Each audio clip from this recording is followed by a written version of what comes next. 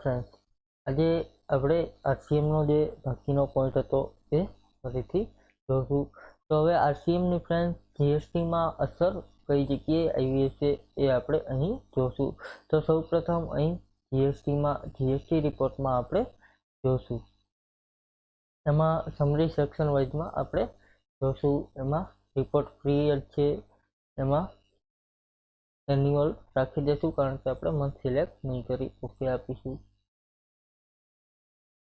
તો અહીં તમે ફ્રેન્ડ્સ જોઈ શકો છો કે B2CS એટલે કે બિલ ટુ કન્ઝ્યુમરમાં નોટિફાઈડ આરસીએમની એન્ટ્રી દેખાશે। એક ફ્રેન્ડની કમેન્ટ હતી આગળ, એકાદ મહિના પહેલાની કમેન્ટ હતી કે આરસીએમની અસર કઈ જગ્યાએ આવે એ દેખાતી નથી।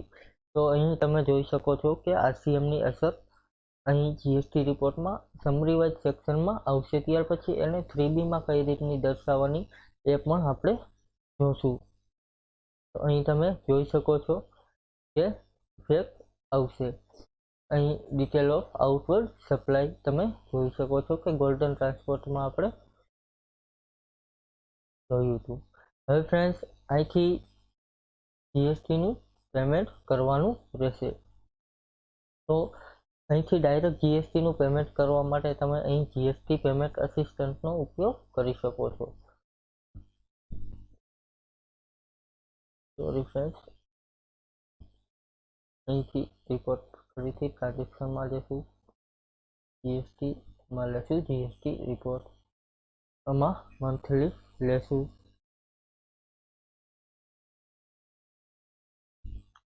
એમાં લેશું ફ્રેન્ડ્સ એપ્રિલ, ઓકે કરીશું।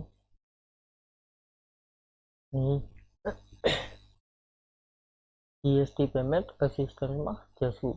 ફ્રેન્ડ્સ તમે એન્યુઅલ લેશો તો એ નહીં આવે।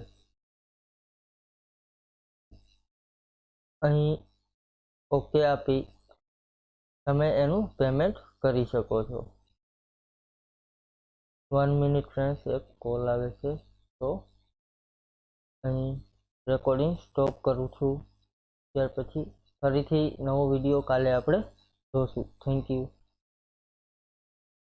હેલો ફ્રેન્ડ્સ, ફરીથી આપણે મિરેકલમાં જશું। અહીં ફ્રેન્ડ્સ આપણે એનું જીએસટી પેમેન્ટ અસિસ્ટન્ટનો ઉપયોગ કરીને આપણે એનું પેમેન્ટ કરીશું। તો અહીં સેન્ટ્રલ ટેક્સની કેટલો છે તો એ આપણે જોશું।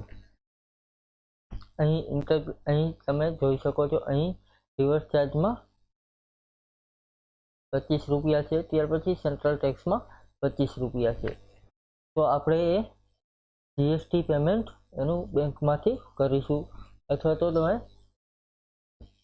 અહીં ફ્રેન્ડ્સ તમે આનું પેમેન્ટ આઈટીસીમાંથી ક્રેડિટ ન લઈ શકો। આરસીએમનું પેમેન્ટ હંમેશા કેશ લેજરમાં જ કરવાનું હોય છે। અહીં આપણે હવે હવાલા આપીશું। તો અહીં તમે જોશો તો યુટિલાઇઝેશનની એન્ટ્રી તમને જોવા મળશે। ડાયરેક્ટ યુટિલાઇઝેશનની એન્ટ્રી પડી ગઈ છે। ત્યાર પછી અહીં તારીખ નાખી દઈશું, એટલે કે મહિનાની છેલ્લી તારીખ આપણે નાખવાની રહેશે। અહીં 20/4/22 નાખી દઈશું, ટેબ મારીશું, ઓકે કરી દઈશું। અહીં આપણે એની હવાલાની એન્ટ્રી થઈ ગઈ છે। હવે ફ્રેન્ડ્સ આપણે બહાર નીકળીશું। એમાં બેંક પેમેન્ટમાં જીએસટી એન્ટ્રીની એન્ટ્રી કરી દઈશું। અહીં GST master, sorry friends, GST entry છે। અહીં બેંક પેમેન્ટ લઈ લેશું, અહીં એડ કરશું, અહીં બેંક ઓફ ઇન્ડિયા લેશું। ત્યાર પછી અહીં ડેટ આપેલી છે તો અહીંયા 30/4 લઈ લેશું। ત્યાર પછી અહીં પીરિયડ ઓફ યુટિલાઇઝેશન છે, ત્યાં એપ્રિલ લેશું, એટલે કે એપ્રિલ મહિનામાં આપણે એન્ટ્રી કરેલી છે। અહીં check date, check number, check date નાખી દઈશું।